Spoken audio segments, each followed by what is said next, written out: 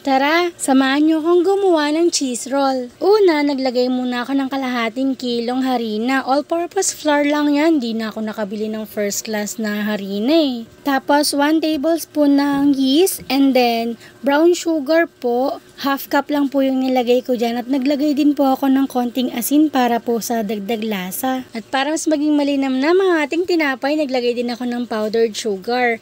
Pagkalagay ko niya, naglagay din ako ng half tablespoon lang po ng vanilla extract. At syempre, 1 cup ng tubig. Huwag niyong kakalimutan maglagay ng shortening, pero mas malinamnam kung lalagay niyo ay butter, kaya lang wala akong stock dito sa bahay namin.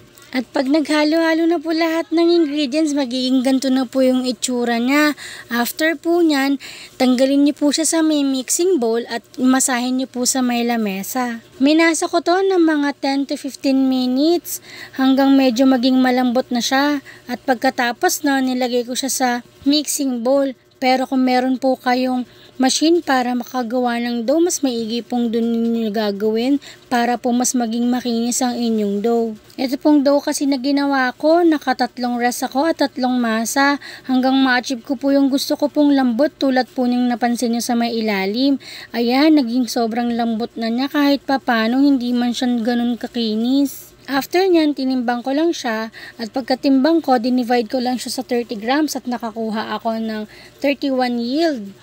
Or pwede ako makagawa ng 31 pieces. Kung magninegosyo kayo ng tinapay, mas maigi pong nagkukosting kayo para alam nyo po kung mayroon kayong tutubuin. Sa gantong recipe po, makakagawa po kayo ng 31 pieces, so pwede nyo siyang ibenta ng 7 pesos each. Pero kung snack nyo lang sa bahay, okay na po yung ganyan. Pagkatapos kong bilog-bilugin, nirest ko po siya ng 1 oras, tapos habang naghihintay ako, naggayat na po ako ng cheese. After 1 hour, ayan, pwede na siyang mapalapad at saka, syempre, ilalagay ko naman yung cheese natin.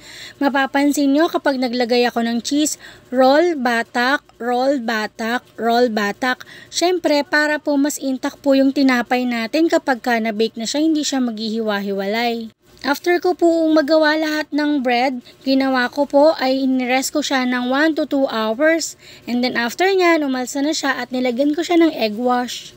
Sa paggawa ng egg wash, 1 itlog at 1 tablespoon lang po ng tubig. Ganun lang siya kadali. Tapos ipapahid na natin siya sa tinapay or sa dough bago natin i-bake. Binake ko po itong akin ng 20 minutes sa 160 Celsius. And then syempre habang naghihintay po akong maluto yung aking tinapay, gumawa na po ako ng pamahid.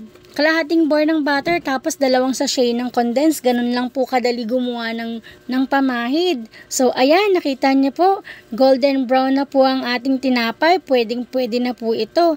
Pero syempre bago niyo ilagay yung pamahid, kailangan po malamig na malamig ito para hindi ito magmelt agad. At syempre, wag niyo pong kakalimutang maglagay ng powdered milk. O, diba? Parang cheese roll na ng Mary Grace. Eme! Kung nagustuhan niyo yung video ko, please like and comment kung anong gusto nyong video natin sa susunod. Hanggang dito na lang. Bye!